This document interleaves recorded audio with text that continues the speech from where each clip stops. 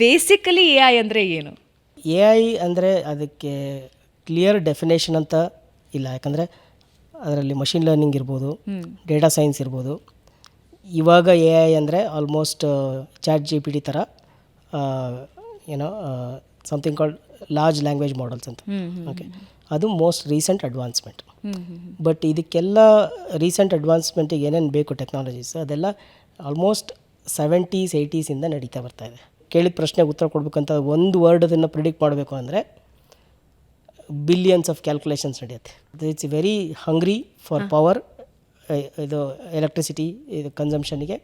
Plus ಆ machine ಅದನ್ನು train ಮಾಡಬೇಕು ಅಂದರೆ ಆಲ್ಮೋಸ್ಟ್ ಲೈಕ್ ಒಂದು ನಂಬರ್ ಪ್ರಕಾರ chat G P T train ಮಾಡಲಿಕ್ಕೆ ಇನಿಷಿಯಲ್ ಮಾಡಿದಾಗ $1 billion what spent.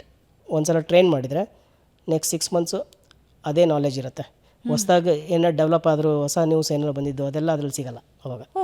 Okay, right. So there is a cut off point ಎಲ್ಲ ಮಷಿನ್ ಈ ಮಾಡಲ್ಗೆ. ಸೊ ತುಂಬ ಫ್ರೀಕ್ವೆಂಟಾಗಿ ಟ್ರೈನ್ ಮಾಡೋಕ್ಕೂ ಆಗಲ್ಲ, ಯಾಕಂದರೆ ಇಟ್ ಈಸ್ ವೆರಿ ಎಕ್ಸ್ಪೆನ್ಸಿವ್.